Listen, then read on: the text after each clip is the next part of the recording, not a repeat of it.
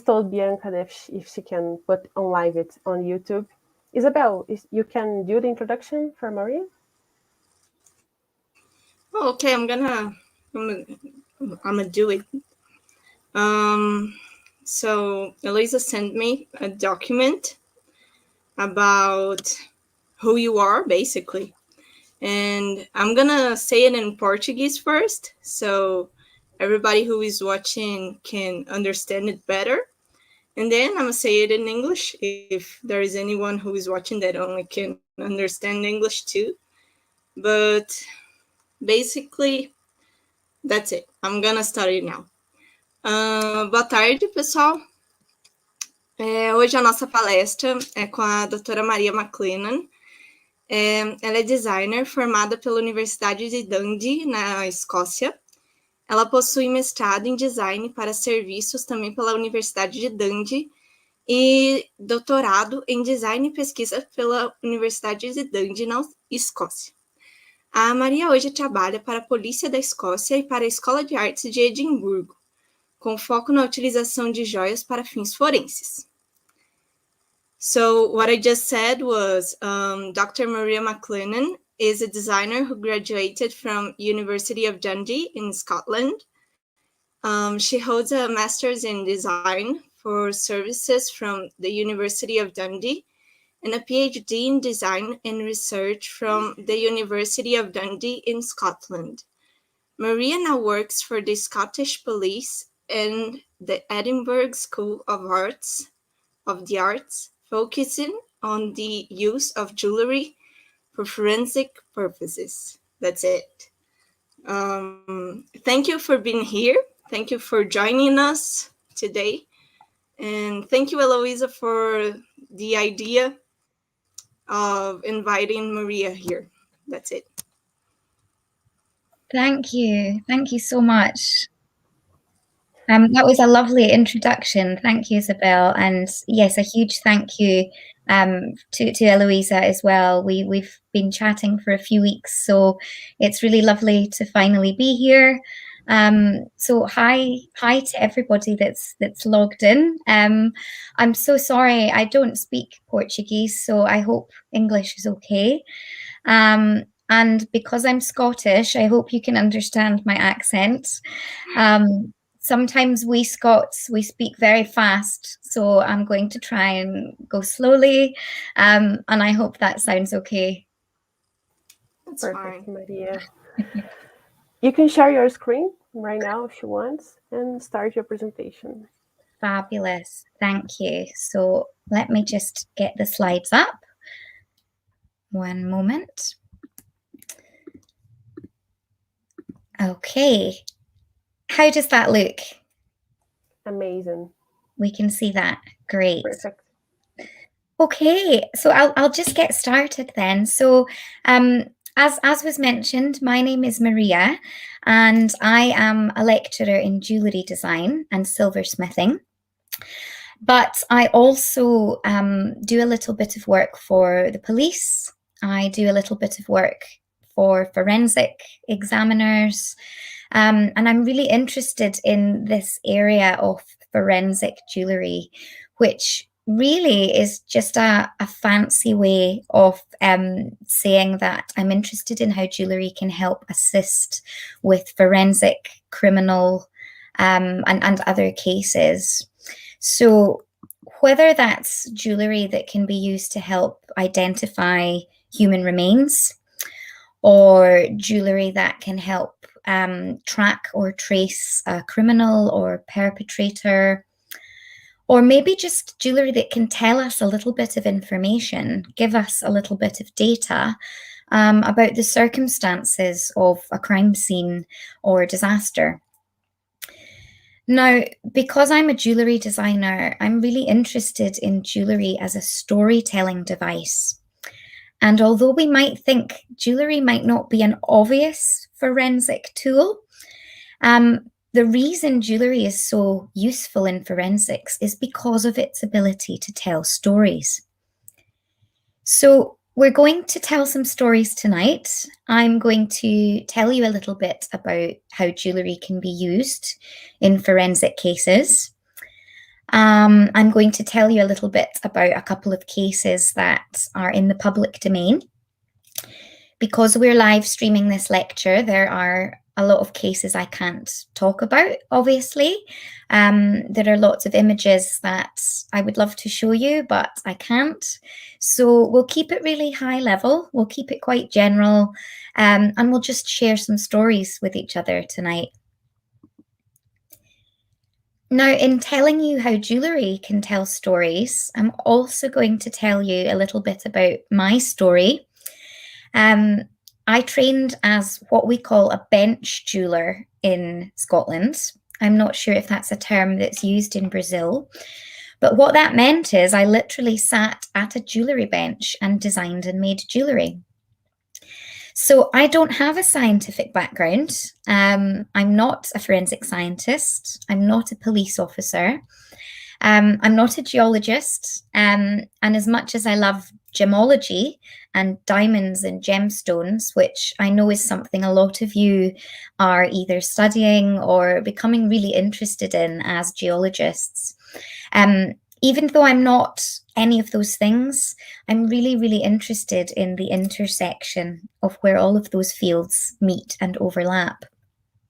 And there's a huge crossover with geology, diamonds, gemstones, how something was formed, how it was made, is it natural, is it synthetic, who made it, why was it made? So there's lots of lovely crossovers between our disciplines. So the reason I really got into researching jewellery's use in forensic cases was because I was actually the victim of a crime. So when I studied my undergraduate degree in 2010, which makes me feel really old, we had to produce a degree show of jewellery and other pieces. And these are some of the items that I made for my show. Now, I was a little bit naive at the time, but for various reasons, these pieces were stolen from an exhibition in Scotland. And that obviously was very upsetting. A lot of what I'd worked for 4 years at university was gone. And yeah, it made me really angry. It made me really mad. But it's really funny how motivated you can feel by something that angers you. So I went back to university and studied my master's degree in design. And I started to work very closely with the police service. And I became really interested in how the police recover lost jewellery, how they reunite it with individuals that have lost and found property. And through that work, I eventually became really interested in forensics and how we could trace and track and identify jewellery.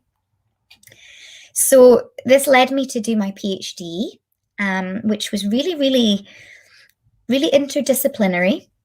It was very exploratory. I didn't really know what I was doing. I kind of made it up as I went along. But I was really interested in what a jewellery designer could contribute to the field of forensic science. So that was my main research question that was guiding me. I finished my PhD in 2018, and since then I've actually been working as a real-life forensic jeweller. And I've been working very closely with the police, with private investigators, with media companies, forensic scientists, consulting on real live casework and putting my skills and knowledge in jewellery and silversmithing to good use. So it's been a really steep learning curve for me as a jeweller, but a really interesting space to work in, which I really enjoy. And I am going to show you a couple of images now that do have some images of human remains, but it's nothing, I hope, super gruesome. We just have some historical images. So before we kind of get into that, I just wanted to give a flavour of the idea of forensic jewellery and gem crime, because it does seem quite new and innovative, and like a sexy science. You know, it's very CSI, it's very television show. But actually, it's not really a new or innovative phenomenon at all.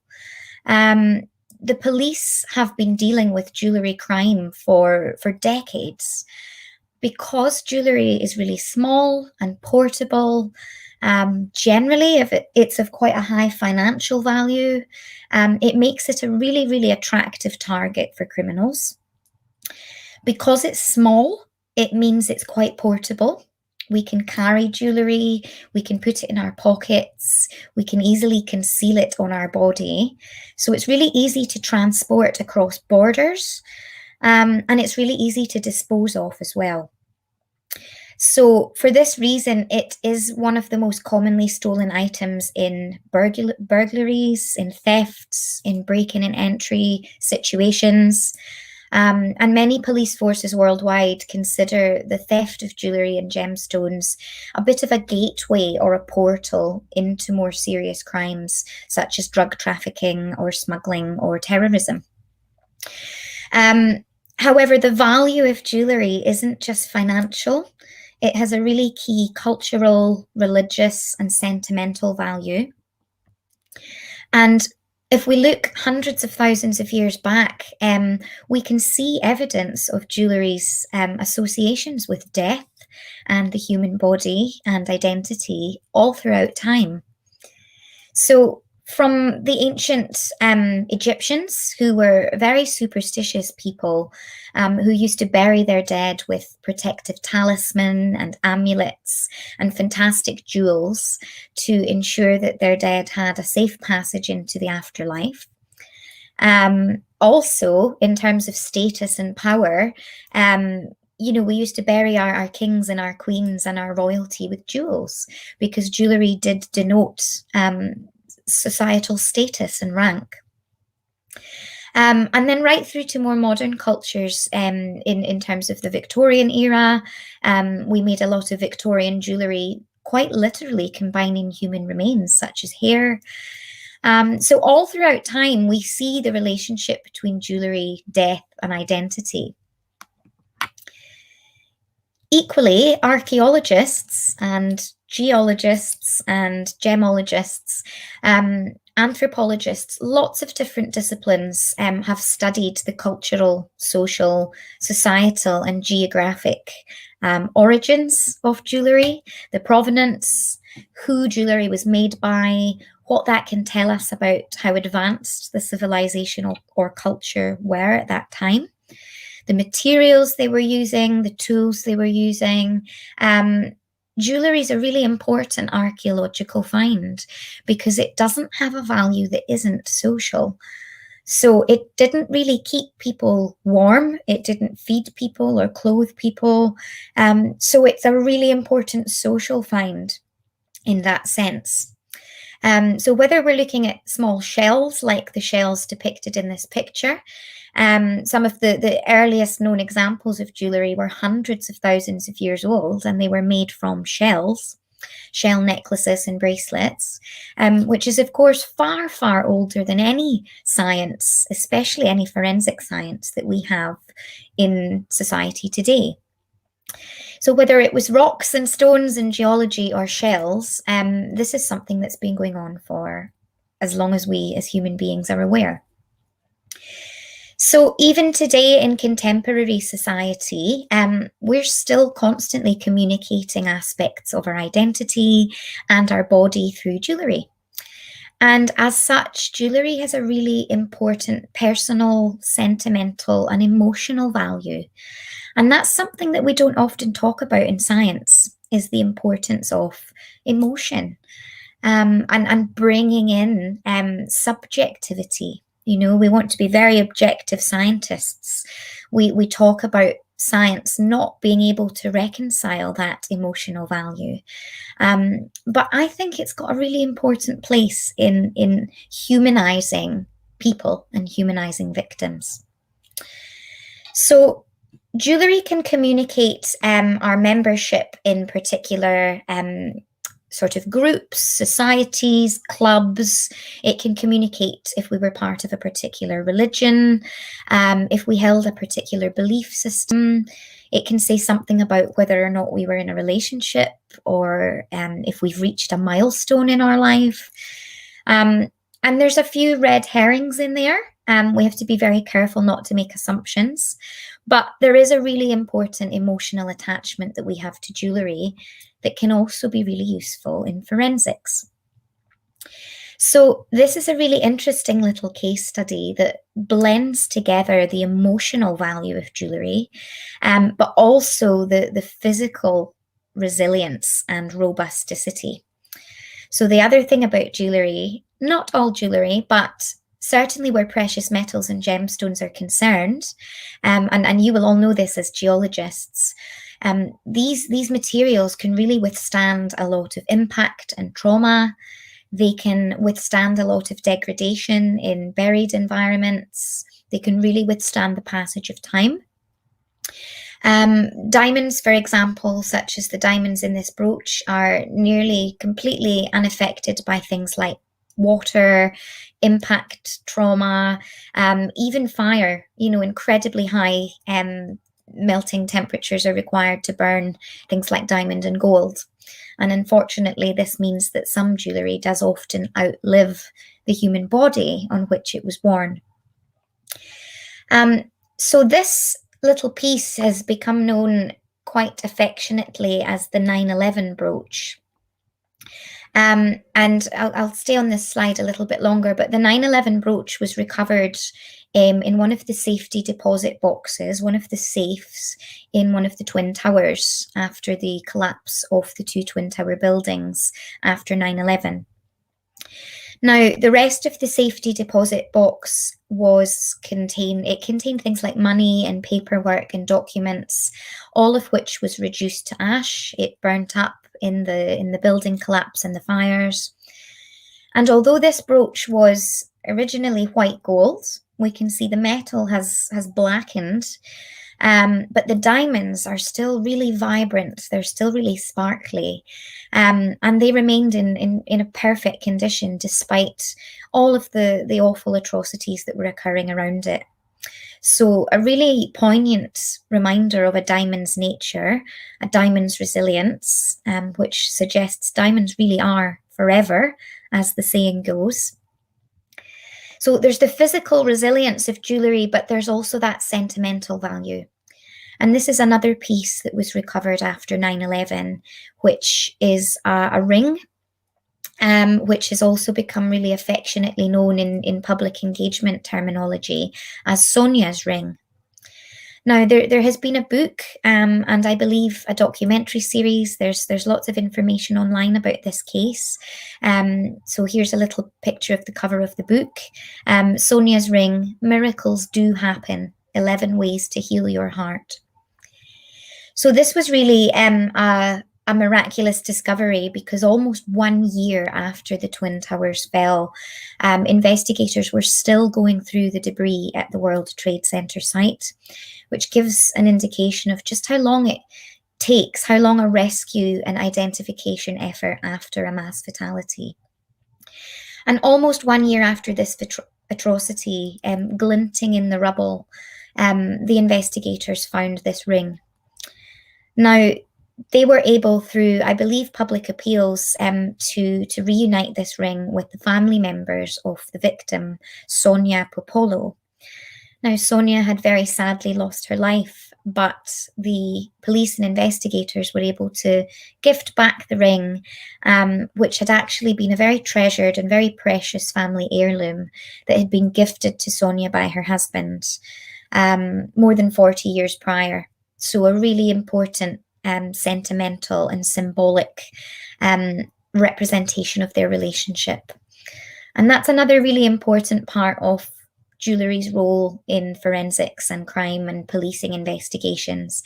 It's not just the evidential value, it's the meaning that these items have to families, especially where the family may not have a body to bury.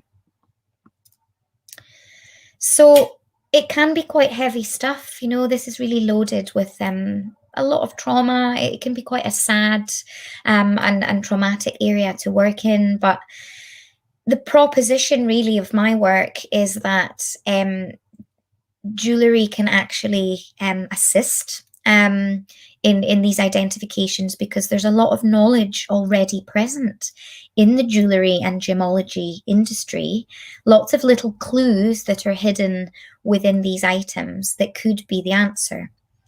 So, as a lot of you will probably know, many jewellery items can be identified by their design, by their metal content, the metal type, the gemstone type.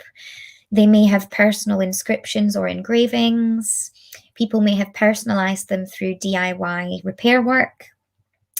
We also have things like hallmarks and serial numbers, which are highly traceable. And more diamonds are also laser engraved at a microscopic level too, really unique codes. So a lot of jewellery valuers, jewellery historians and appraisers can examine these items. I have my little jeweller's loop here. So we have a lot of tools and techniques in the jewellery industry already that are quite forensic, that can really help to identify and examine these pieces. So just to give you a very brief overview of how we can actually perform a bit of an autopsy on a piece of jewellery in the same way we can perform an autopsy on a human body. Every piece of jewellery has an anatomy that we can dissect. So with a hallmark, and this is a very typical, this is just a hypothetical series of hallmarks, and it will be very different in Brazil, it's very different the world over. But what's very typical in our UK, British context, we have a series of compulsory marks and a series of optional marks. So this is very typical of what we might see on a piece of jewellery or silverware. So in the UK, we have a maker's mark or a sponsor's mark, which is effectively who. So that might be the manufacturer, the designer, or the individual jeweler who made the piece or designed the piece. And usually that's a series of initials contained within a shape. So again, this is just a very hypothetical. We have RC inside a little hexagon. So my hallmark, I don't have one anymore, but I used to have MM for Maria Maclennan contained within a triangle. So most jewelers have registered their own individual hallmark. We then have a finesse mark, which indicates the what, usually the metal content. So here we have the symbol for 925 sterling silver. So we know that this is 925 sterling silver.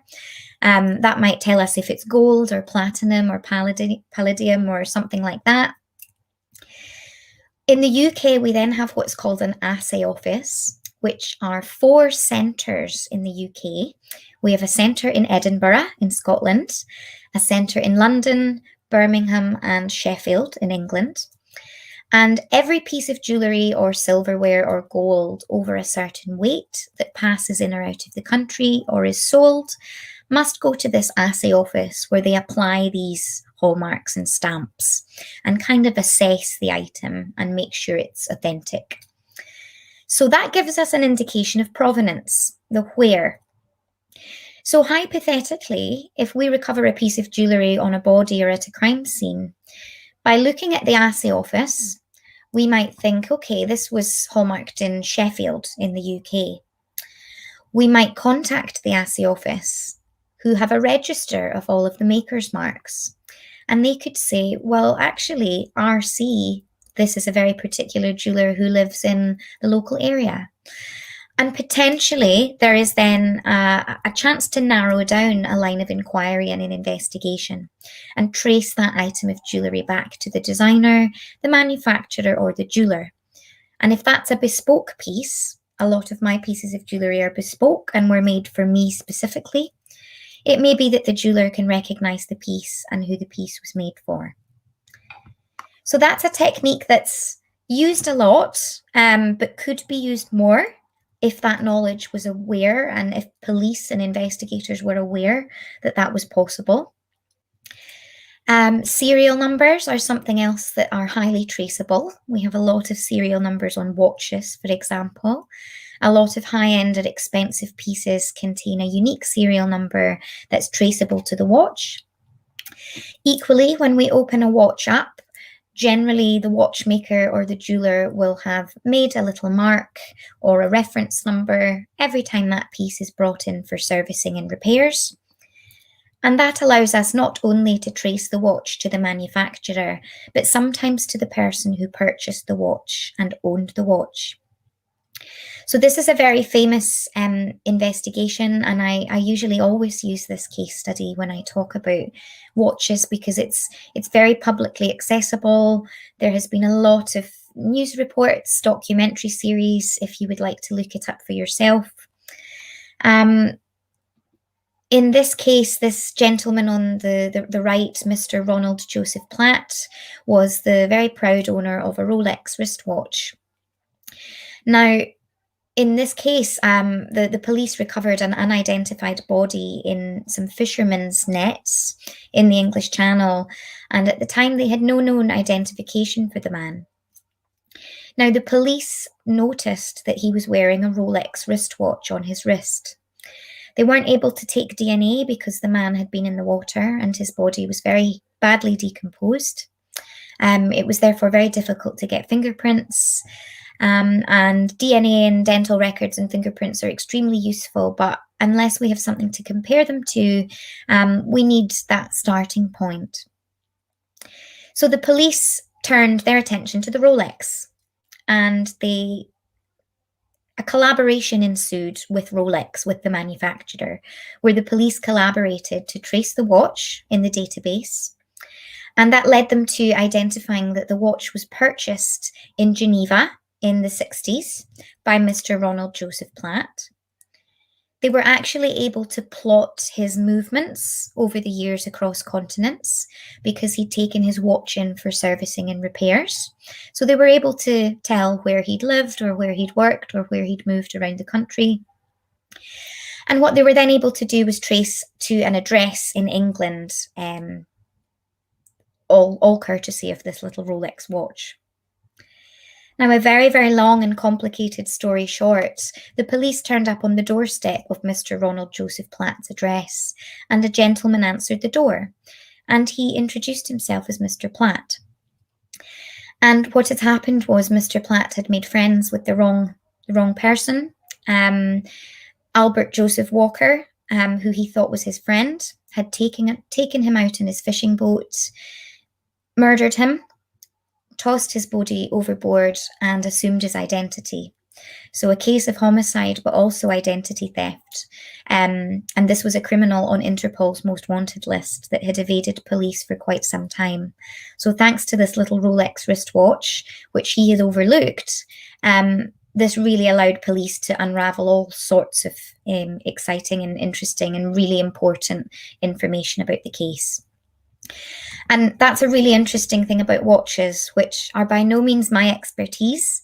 But what we have seen in a lot of cases, I've worked on a number of mass fatality incidents.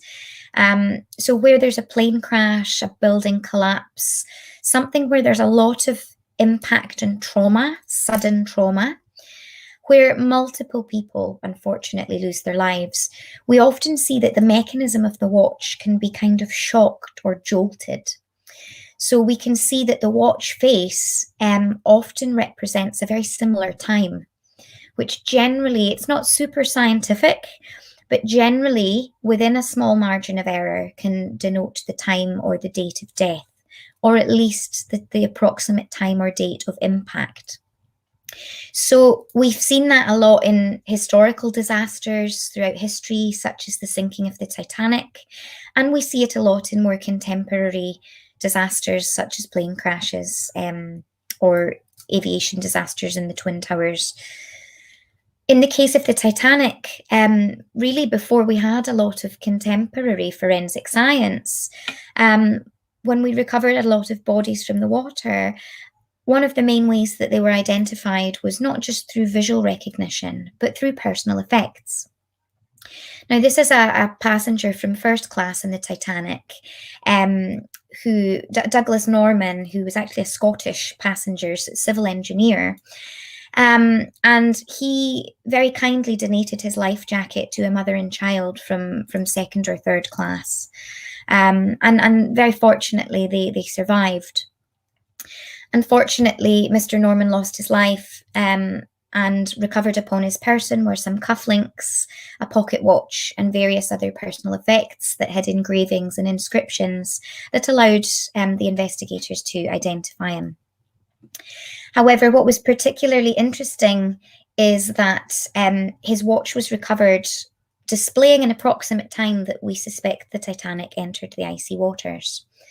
However, because of the change in time zone, moving from the UK to the Americas, the watch was 1 hour out because Mr. Norman hadn't yet reset the time of the watch to account for the change in time zone. So that's reported quite commonly in mass fatalities, and again is actually quite a historical use of personal effects to help correlate information about crime scenes or build up important circumstantial evidence. So moving into the realm of gemstones and rocks, which is probably what gets all of you really excited as geologists. And actually, I know some of you already study gemology, so you probably know a lot more about gemology than I do. I've just started studying diamond grading quite recently, and it's really so fascinating. But diamonds open up an entire world of identification potential. And more we're seeing unique codes or serial numbers, or even little personal messages engraved along the girdle, which is the sort of chunky midsection of the diamond or gemstone. Now, a significant proportion of gemstones and diamonds are laser engraved, and this is a code that's unique to the item, highly traceable, linked to lots of databases such as the Gemological Institute of America. This is really, really difficult for thieves or criminals to firstly know about, to detect. It's impossible to see with the naked eye. You might just see it with a magnification jeweler's loupe, but unless under magnification, it's really difficult to know that it's there. It's very difficult to cut it off or change it in any way. So really highly traceable. And this technique has actually been used in a lot of homicide investigations.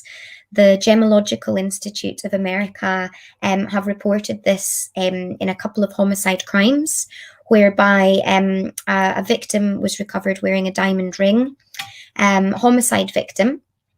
Now, by examining and identifying the diamond and the serial number, they were able to trace the ring back to the jeweler who sold the item originally in their shop.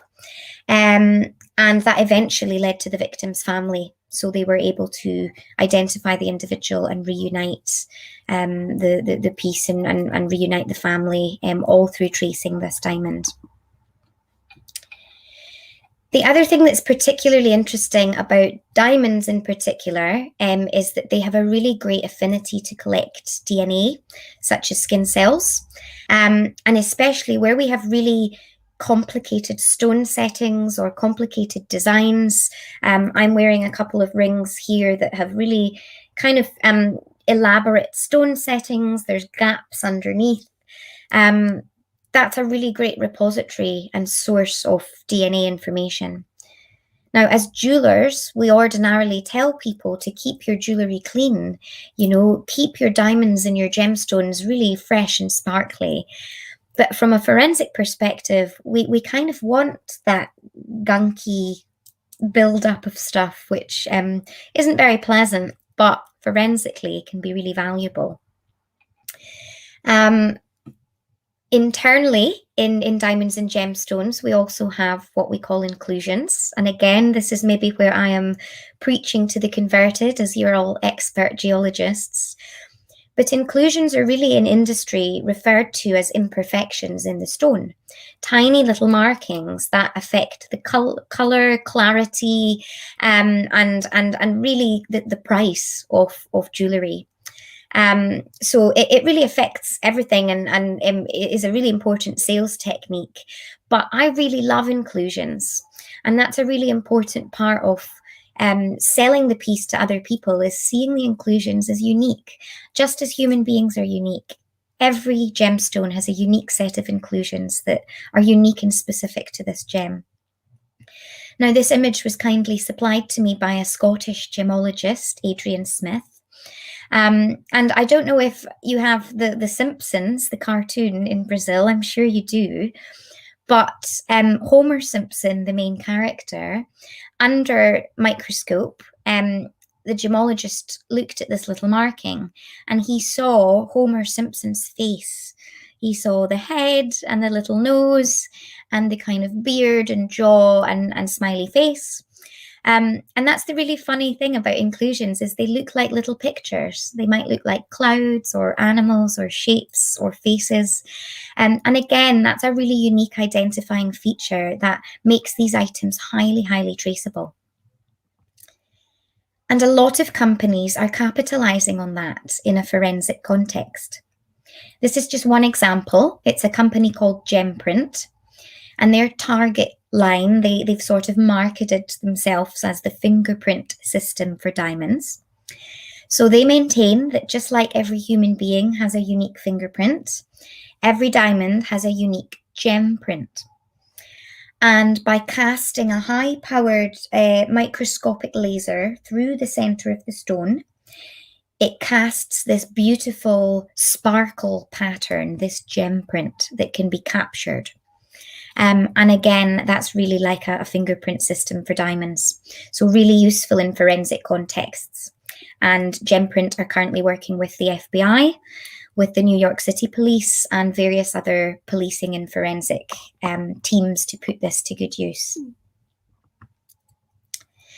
So that was a really whistle-stop tour of just some of the jewellery tools and techniques that we already have in the jewellery industry, but how we can potentially apply those in a forensic context. And a lot of that sounds really positive. It sounds like jewellery is a really useful form of evidence, but it is by no means scientific. It's by no means infallible. It absolutely has its problems and its issues, and we have to be really, really careful. So jewellery is what's known as a secondary form of evidence, and that means it can change and deform post-mortem or after death. So our primary methods are our fingerprints, our DNA, hair, skin cells, etc., and our dental records, our teeth. And they're what's known as our primary methods because they're really reliable and we can base identity on them even if only one of them is present.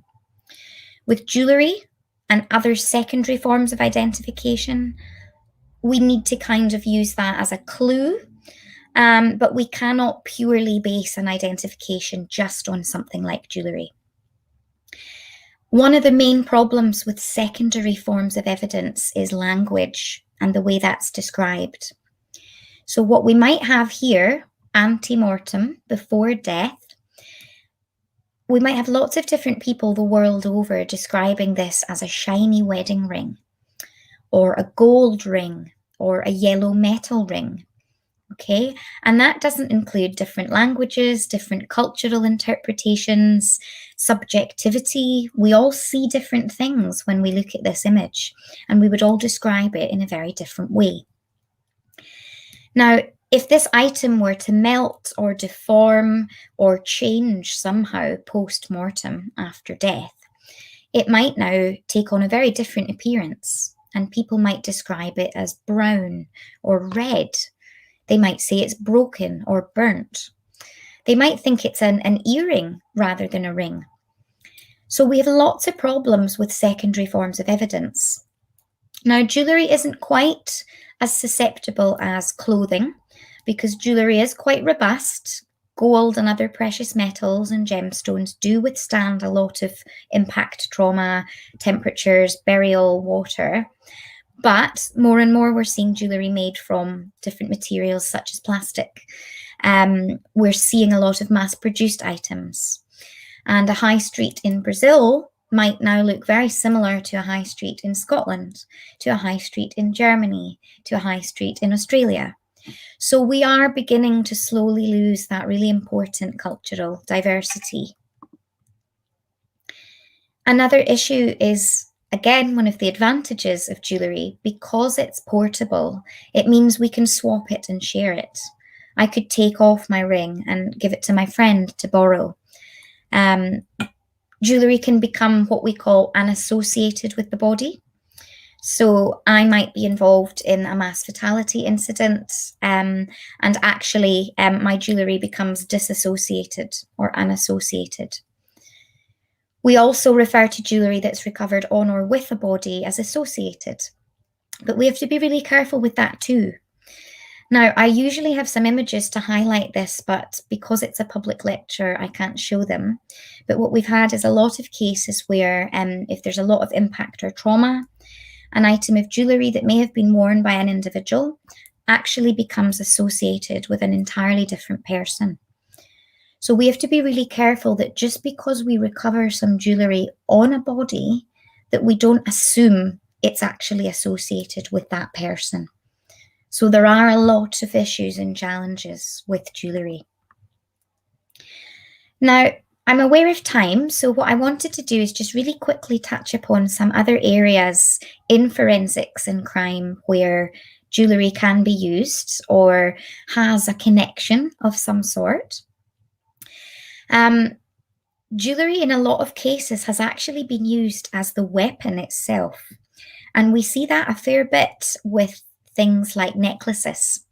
A lot of perpetrators or criminals will actually asphyxiate their victims. They will take their neck chain and weaponize that. In fact, we often see a lot of jewellery items that have then been stolen, and we actually still can see an indication of the presence of jewellery. We can maybe see the impression it left on the neck. We can see the individual links off the chain. And again, there have been lots of reported cases where the police have collaborated with jewellers to try and identify the manufacturer based on the impression that's left. Now, sometimes that's accidental too. If we have lots of chunky rings, I wear a lot of, really strong, chunky pieces of silver jewellery. But we've had also cases where knuckle dusters have caused a fatal blow, potentially accidentally as well, catching, the temple or a really key part of the body, and because of the weight or because of the sharp corners, the jewellery has actually contributed to the cause of death. The other thing that's really interesting is that jewellery doesn't even have to be recovered on the body. In the academic world, we have a concept called objects at rest, and that's also used in policing too. Objects can rest throughout our lives, throughout our home. We have objects in our house at home. We have our toothbrush, perhaps, in our bathroom. We might have a hairbrush in our bedroom. We might have car keys, things in our lockers at work or at university.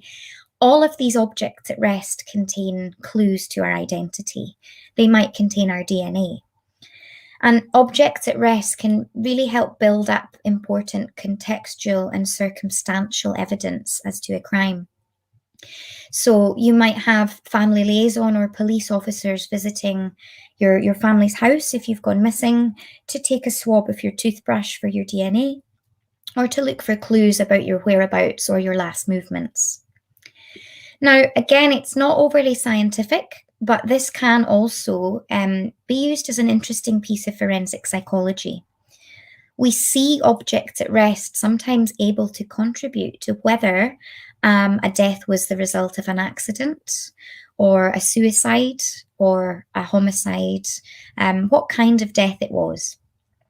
Now, an example might include items which are really neatly placed at the side of the sink or a bathtub in the bathroom, which is much more indicative of premeditated thoughts, really considered placement of these items, which would potentially indicate suicidal intent.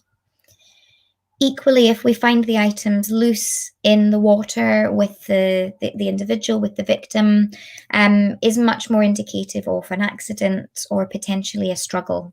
So potentially an accidental drowning or even a homicide. So again, that's absolutely not scientific and it's not guaranteed, but that has been used as an important clue or piece of forensic psychology, if you like. Now, again, a couple of case studies this is a British context again, a very famous example in England of a serial killer known as Stephen Wright. He became known as the Suffolk Strangler because the area of England in which he operated was Suffolk. And he targeted lots of women who worked in the sex trade. And he asphyxiated them all, he strangled them.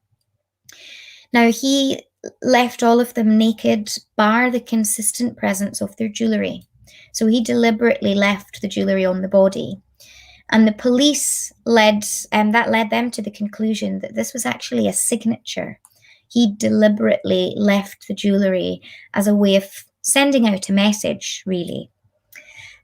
So the theory there was that he was not only communicating to the police that these were his crimes, but he was kind of owning these women. He was saying, these are my victims.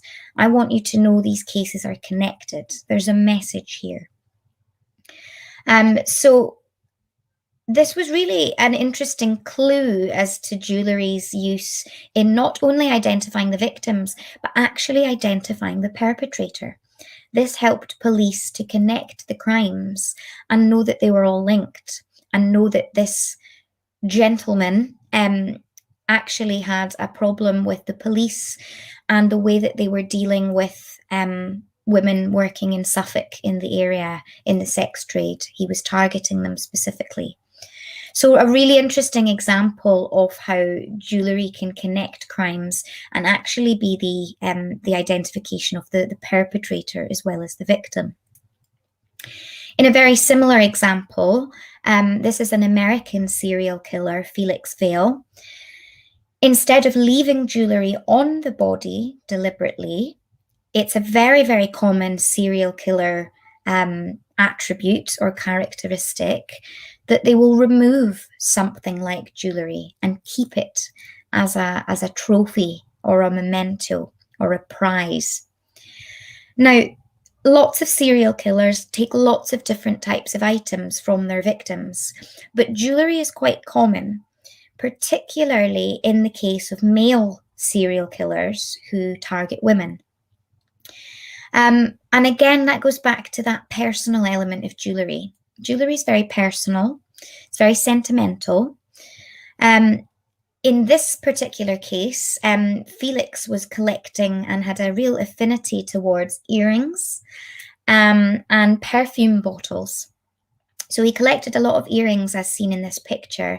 And again, this led the police to consider whether or not there was something quite sensual about a woman's neck, about her ear, about her scent. And there are many theories about why serial killers take trophies, because it can allow them to relive their crime.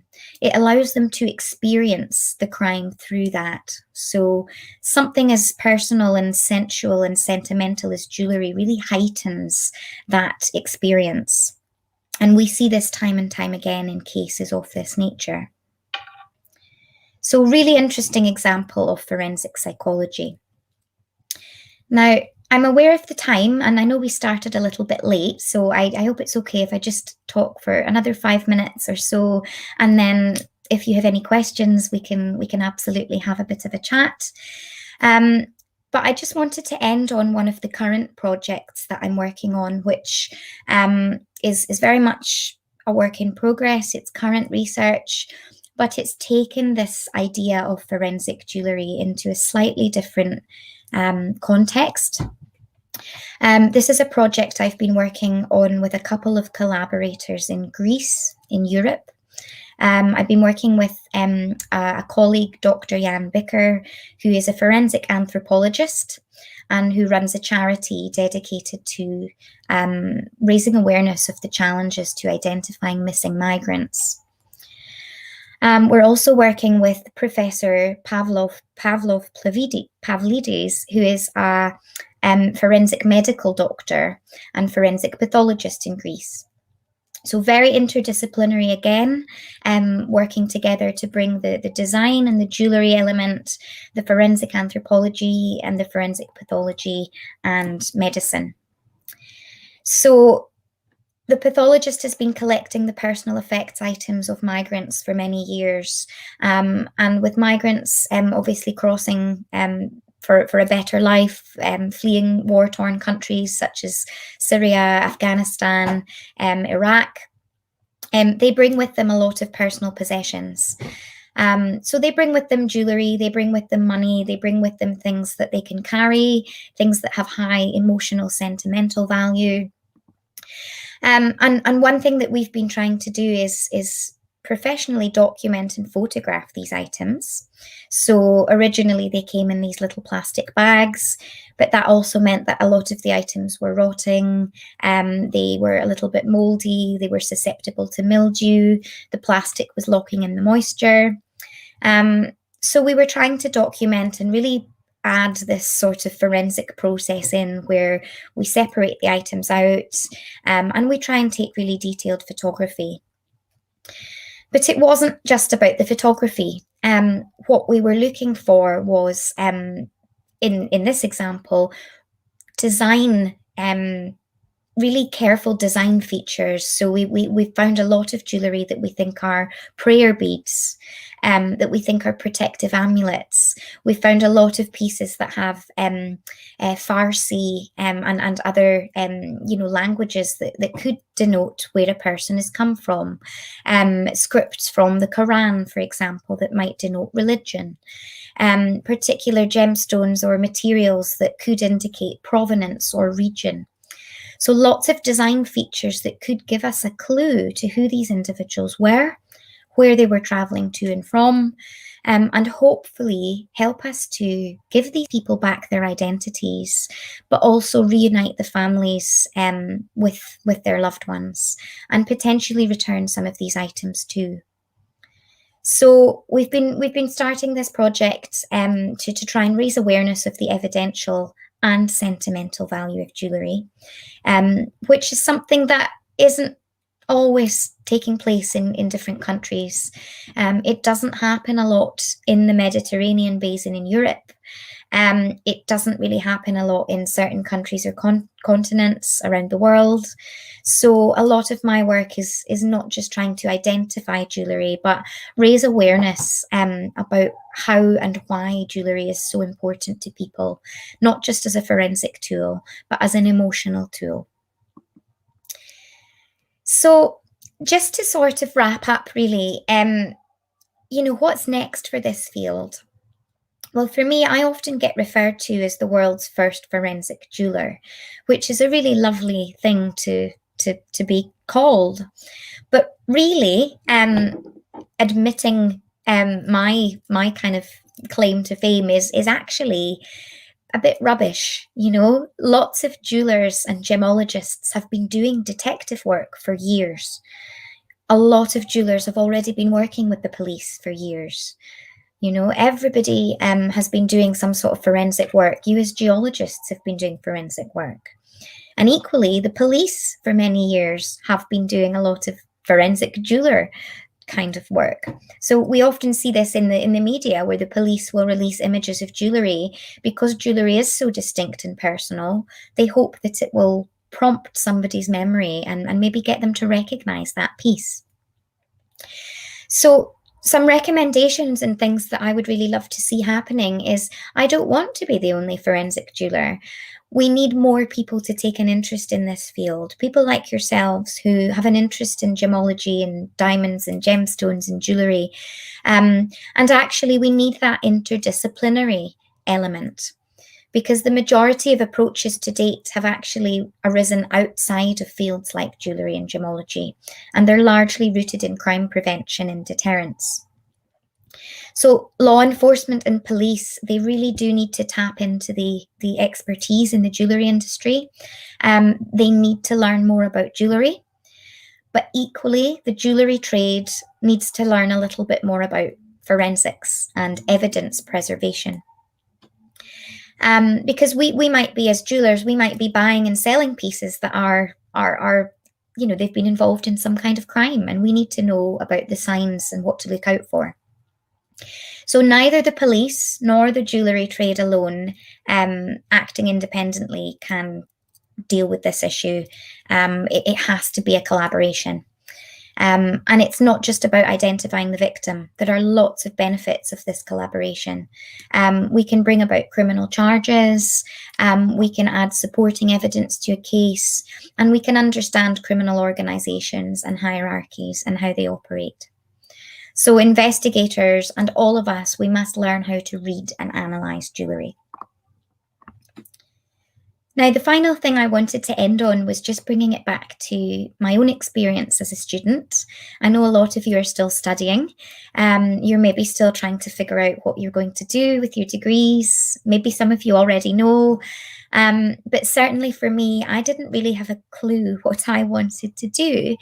I just really loved jewellery. And when I graduated with my degree, I didn't really know what job I wanted to do. And then all of my work was stolen, and I just thought, I really don't want to do anything to do with jewellery. I lost my motivation.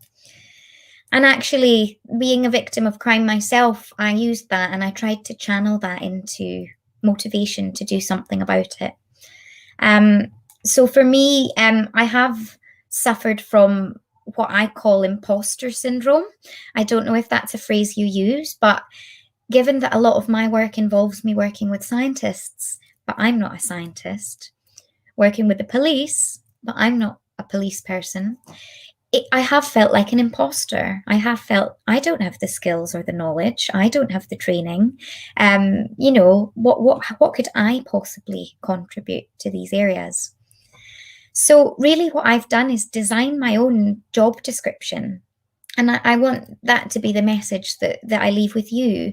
Even if your dream job doesn't exist yet, you can design it yourself. There's nothing to stop you from doing that. Now, this is a lovely lady called Deneen Hernandez. She's an FBI special agent. She's a cryptanalyst. So she's a code breaker, which is a really cool job. And I've been really privileged to work with Deneen on a couple of occasions now. And like me, she's a little bit alternative. We met each other and we were first attracted to the fact we both had jewellery. We both had really long nails and, makeup and all the things that you don't expect a female forensic or police individual to have. So she really taught me to sort of embrace my individuality, and I'm really blessed to still be friends with her to this day. So I think the message here is really that a lot of great innovations occur when you're least expecting them. A lot of good things come out of bad things, and a lot of really wonderful collaborations happen at the intersections of different disciplines. So I would really just leave that message with you and encourage you all to experiment. Take your science very seriously, of course, that's super important, but don't be afraid to bring your own hobbies and interests and your personality and elements of yourself into your work as well. So apologies, I've run a little bit over, I hope you don't mind. But I'd just like to thank you all so much again for having me along, and I really hope you found that interesting. I'm very happy to take any questions, and I've popped my social media up there too if you would like to send me a message. So I'll stop sharing my screen now and come back, and thank you again. Hi, Maria. Thank you so much for your presentation. It was an honor for both of us. And I identify myself with what you say in the end right now. I was feeling myself kind of lost in the forensic world. And then I met you in the jewelry, and I know what I want to do right now. And it's such an amazing time. Thank you so much for your time with us. and we have a couple questions. Yeah. I have one first question. Do you have a first procedure when jewelry come to you? Like you first try to identify hallmarks or try to find some biological materials such as fingerprints or something? Yeah, it's a really, really good question. I think because I'm not a trained jewellery valuer or appraiser. So when I first started learning about this field, the first thing I did was go to speak to professional valuers who do this every day. And the advice that they gave me was general to specific. So first of all, you start off by considering what the item is. It's a ring, it's a necklace, it's a bracelet, really, really general stuff. And then you might look a little bit closer and think, okay, it looks like it could be silver. But that is an assumption until we test and confirm that. Are there any gemstones? Are there any marks? Are there any features? And the more you narrow that down, hallmarks are obviously, if you find a hallmark, if you find an engraving, wonderful. Those are brilliant. But they're only present on a lot of higher end or expensive pieces, so we don't always have that luxury. So the more you narrow it down specifically, you then might take it under the microscope, examine any gemstones or markings, test things, confirm, is this actually silver or gold? And then you might look at style and features and design and say, can we age the item? Can we link it to a particular provenance?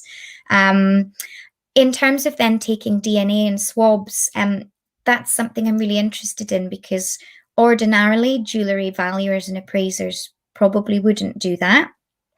They might note that there's, there's a little bit of a stain there or a bit of residue or, something behind the stone setting. Whereas probably on the forensic side, they might go straight to, let's swab it. And that's that. So general to specific is definitely the best advice. And if you've got something like a hallmark, then you've really struck gold, if you'll pardon the pun, because that gives you something that you can really trace. So that was really good advice to me when I first started. Start off general, and as you build up that picture, you narrow it down. Thank you, Maria. I think Isabel has some questions. Yeah, I tried to translate some of the questions. There was a lot. Primeiramente, desculpa, gente, eu vou falar um pouquinho em português para o pessoal entender aqui. Eu traduzi um pouco das perguntas de vocês, nem todas, se eu deixei alguma de fora, me desculpem, porque são muitas. So what I just said was that I apologized if I let any questions slip because there was a lot of them. So Eloisa stole my question actually because that's what I was going to ask, but that's okay. I'm gonna let that sleep. I'm gonna start by Celeste's question, which is she wants to know what is the biggest hardships you can encounter when trying to identify a hallmark? Yeah, that's a really good one. That's a really good question. Well, I think for me, again, I'm not an expert in hallmarks per se. Actually, there's so much to learn about hallmarks. It's really, really vast, and you need to learn the hallmarks of the country. Even in the UK, it's such a historically rich landscape. Hallmarks go back years and years and years. And they're always changing. Some hallmarks are now redundant. We don't use them anymore, which is also quite helpful because then we know roughly the age of the piece. But then every country has a different system. So we have different hallmarks all across the world. There are different rules and regulations in different countries about legalities, what to apply, how to apply, when to apply. So that's really challenging because there's not it's a great system and it's really useful in identification context, but there's not a lot of consistency internationally. So you really, really need to be an expert in hallmarking and have spent most of your life building up that knowledge. And even then, it's not possible really for one person to know it all. So that's why we have to collaborate and work together. So I might see a hallmark and I think, okay, I think I know what that is. Not 100% sure. I know I can pick up the phone to another jeweler and ask them about it. I might come across a hallmark or some kind of mark I've never seen in my life before, and I have no idea what it is. So instead of me trying to go on to Google and track it down, I would speak to one of the assay offices I previously mentioned. And even if they don't know, they might have a connection in Brazil or the USA or America, Australia, Africa, Turkey, Greece. So the industry is very well connected, and you really do have to rely on other people because hallmarking is just so big. It's really, really big. So that's probably what's most challenging. Is the thing that's helpful about it is also the thing that's difficult about it, if that makes sense. Yes, thank you. Anna Sanchi sent a question about if in forensics jewelry, do you only use non-destructive testing, especially on gems? That's really, really interesting. And I can tell that's probably a question from a geologist, right? So this is where you expose my lack of knowledge, because gemology is not my area of expertise, but I hope one day it will be. I find it so interesting. With my work, I'm less in the lab. I don't really work in the lab and taking kind of swabs or samples or, applying those techniques as such. There is absolutely that process, and that happens quite a lot at the assay offices. They might take samples, they might test the metals. But for me, that's not something I do personally. Where forensic scientists would approach that's where I would absolutely recommend that they work with professional gemologists and professional jewellery valuers, because it's very important, obviously, to make sure that if you don't know what the gem material is and you've made an assumption that it's I don't know, a diamond and it's a cubic zirconia, or, it's synthetic moissanite, and everything reacts completely differently. And again, this is where you guys know so much more than this than me, but I think that's where we see this time and time again, where the police and forensic examiners, to them, it's just, it's a wedding ring, it's a gold ring, it's a diamond. They don't think that the material or, perhaps the technique we use could destroy this piece or evidence. Perhaps the sample we take could break the stone, into smithereens. Perhaps the chemicals we use could negatively interact with it. So for me, I don't know too much about that side of things, but that's where I would advocate for, please don't make assumptions. Please just ask the experts, because you could actually end up destroying really vital evidence. So apologies, I can't answer that question as well, but it's really important, and the police they're not so good at doing that. That was a great answer. That's awesome. I think that's another. Well, that was a lot of questions, many questions. 2 questions from Gabriella, I joined them. So what's the most interesting case you've worked on? And what's the most expensive piece of jewelry you've worked on? Ooh. So, interesting case. They're all interesting in their own way, which is it's a really bittersweet question to answer, because you don't want to say that they're interesting or exciting. You know, it's a person's life, and it's a very serious situation, but they are interesting, you know, and they it sounds a little bit morbid. I do find it exciting, and I am passionate about it. So yeah, it's always a really interesting question to answer. You know, what was your favorite case or the most interesting case?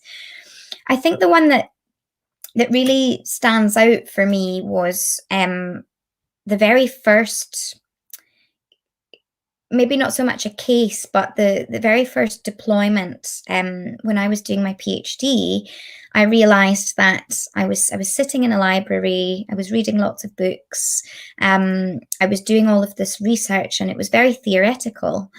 And even when I was sitting at the bench making jewellery, I thought, well, I can't really test this hypothesis. I need to get out there and see if jewellery can be useful in forensics.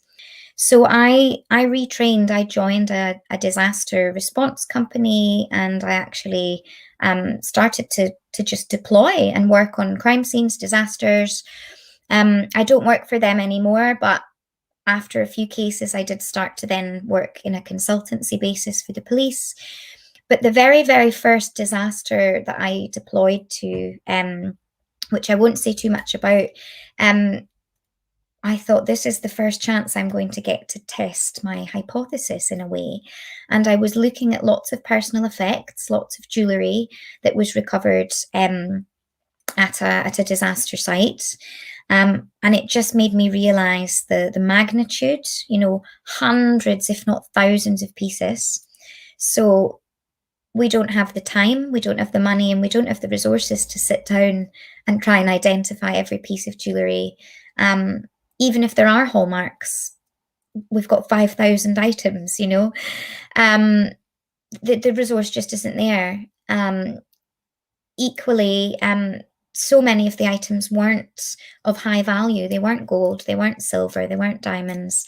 They were plastic, they were textile, they were, you know, all broken, they were melted, they were in all different sorts of states. So again, it was really difficult to identify those or describe those or know what those looked like ante-mortem.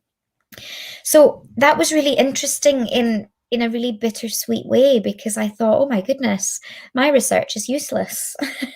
You know, it's actually really rubbish. Jewellery is a terrible forensic tool. But of course, that's not the case. It's just if we have one case, a cold case, and we have a lot of time and resources to dedicate, then of course we can do more. In a mass fatality, it's maybe not the priority, and unfortunately, it may be the priority becomes reuniting the pieces with families. So for me, that was a really interesting realization, that even if we can't identify the jewellery or identify the individual, if we can somehow link or trace the pieces to an identity, it's a really wonderful thing for the family to get back, is some element of their loved one and their identity. Those items take on a much higher degree of symbolism and meaning after death, and that's really important to families. So that was a really overwhelming case. It was my first one, but it's always going to be my most important, because I just learned so much. And then in terms of the most expensive, I don't actually know, because I never really valued any of the items, you know. We didn't really put a price on them. And there were quite a few cases where I passed the police on to a valuer, and I said, okay, well, that's a bit more specialist. I'm not sure, but I know a really great valuer who works in your area, someone who can appraise that item, someone who specializes in sapphires or rubies. So sometimes a lot of my work is passing that work on to other people. So there were definitely items that were of high value, because I saw the hallmarks. I knew, you know, just a quick look in the loop, I could tell that they were genuine stones. And so there were definitely some very pricey items, I suspect, that were involved in cases. And I think any with diamonds, where we've then been able to trace laser inscriptions and things, you know they're at least of some value. But again, I'm really sorry I can't answer that one quite as well, because I would love to know. I would love to know how much they were, but I'm not sure. Sorry.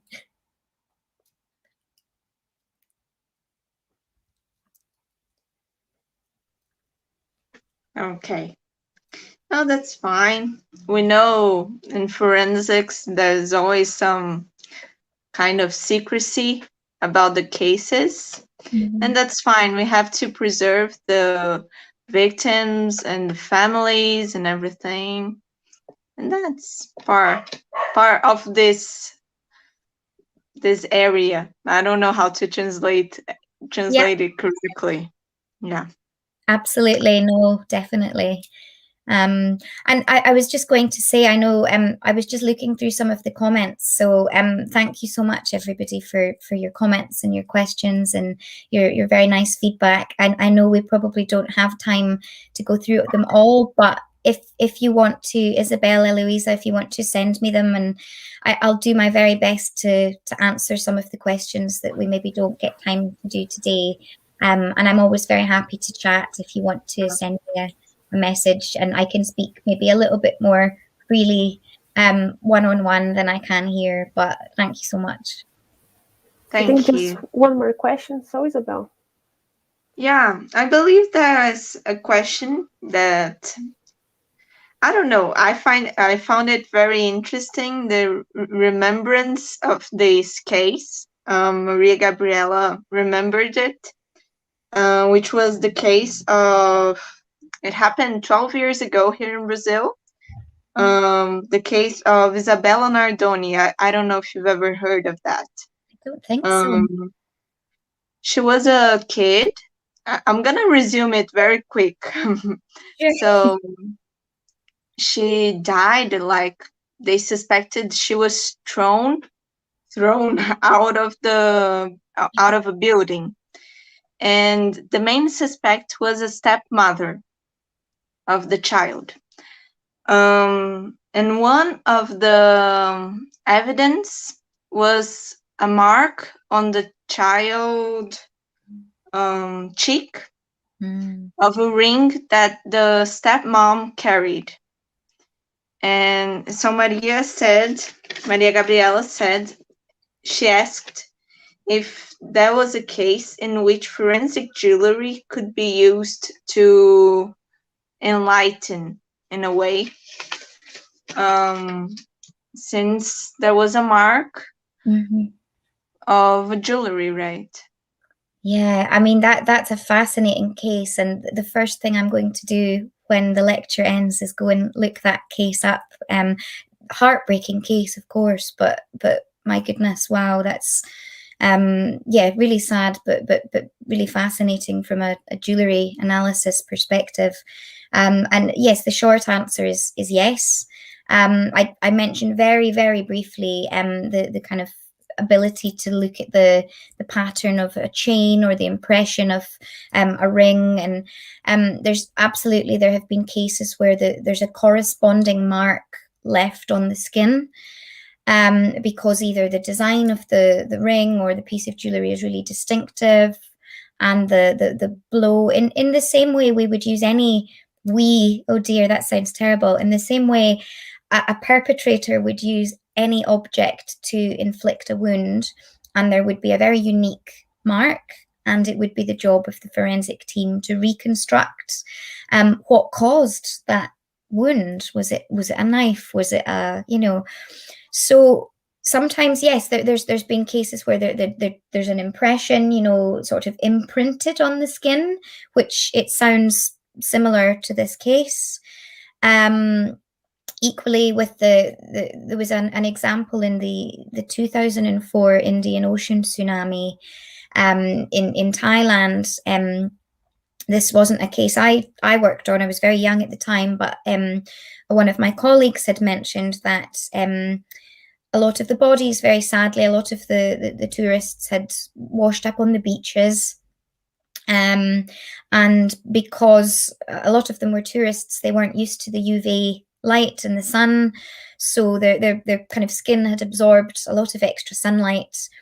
And a lot of the locals, the nationals, had kind of gone around the bodies and removed maybe money, jewellery, other items, not to try and hamper identification, but probably just to sell the items on, maybe.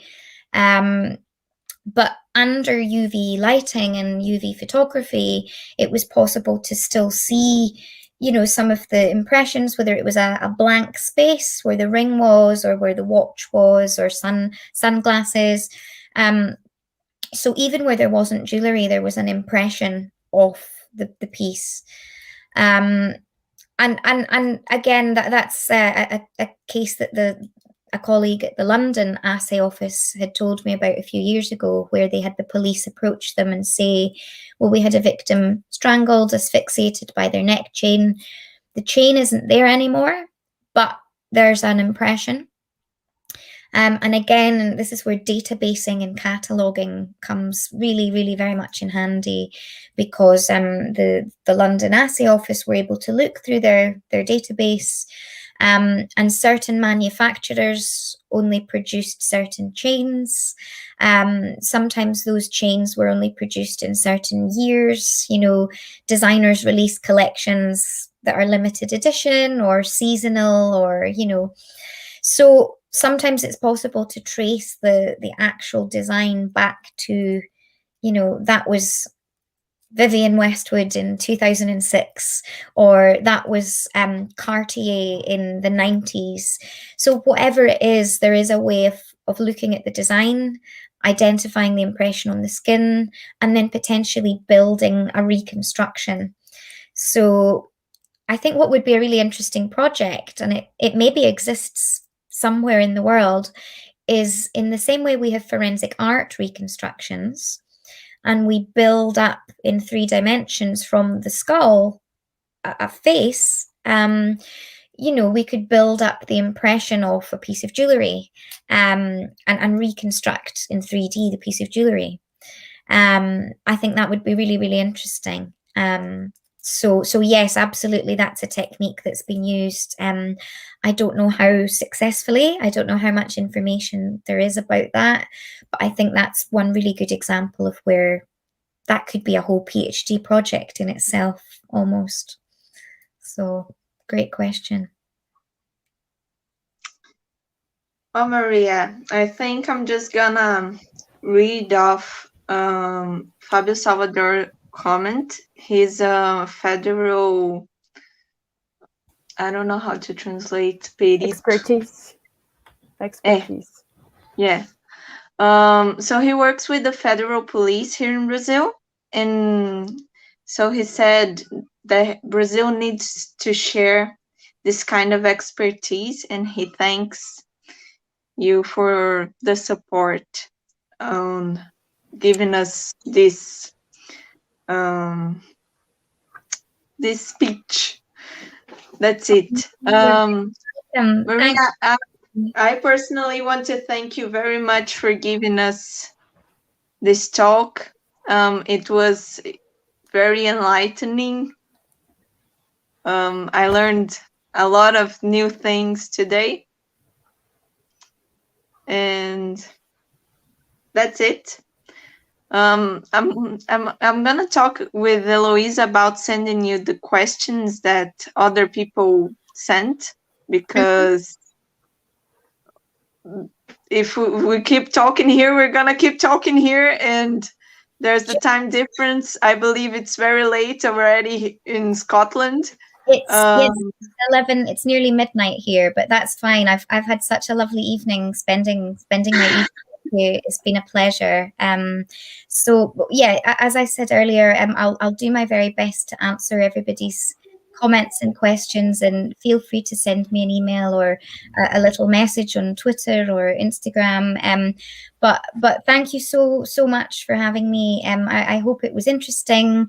I would love to know more about the work that you do in forensic geology and gemology, and as soon as I can, I'm going to come over to Brazil, so hopefully we can all meet in person one day. And if the Federal Police in Brazil would like to hear a little bit more or have an input, then I'd be very happy to do that too. But thank you so much for having me. Thank you, Maria. Thank you so much. It's going to be a lovely time if you come to Brazil. We can reunite everyone with Federal Police. And thank you so much. We're going to keep in touch for more discussions and who knows, some projects together. Yes, lots of collaborations. I'm sure there'd be lots of really interesting overlaps with some of the work that you're all doing. Forensic, geology, jewellery crossovers. Absolutely. Let's keep in touch.